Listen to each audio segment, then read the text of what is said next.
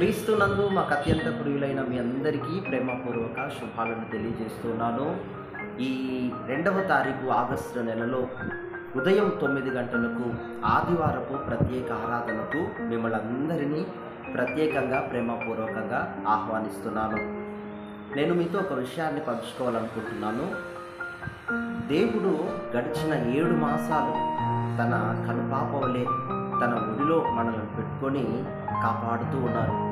ఆలోచించండి, క్షేమమే లేని కాలం, కృప వెంబడి కృప, క్షేమము వెంబడి క్షేమము, మేలు వెంబడి మేలు మనమైతే అనుభవిస్తూనే ఉన్నాం. అందుకే నేనేమంటున్నానంటే, దేవుని యొక్క మహిమను మనం మౌనముగా ఉంటే దేవుని యొక్క మహిమను దొంగలిస్తూ ఉన్నట్లే. ఆలోచించండి, 7 నెలలు ఆయన మనలను తన కృపను మన పట్ల వెల్లడి చేసి ప్రతిరోజు ఆయన మాట ద్వారా మనలను పోషిస్తూ ఈ లోకములో నడిపిస్తూ బ్రతికిస్తూ సజీవులుగా ఈరోజు ఆయన సముఖములో చేరి కృతజ్ఞతాస్తుతులు చెల్లించడానికి దేవుడు మనకు కృపనిస్తున్నాడు. అది మనం సద్వినియోగపరచుకోవాలి. ఇది దేవుడు మనకిస్తున్న గొప్ప సదవకాశం, ఆయన సముఖములో చేరి.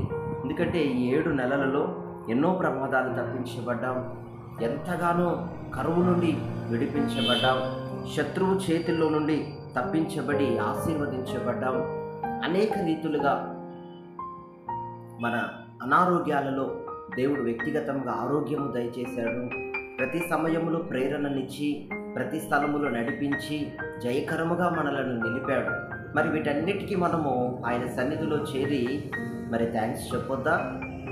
ఎవరి నుండి అయినా మనం సహాయం పొందాక వారికి తిరిగి మనం థ్యాంక్స్ చెప్పకపోతే అది ఏం మర్యాద?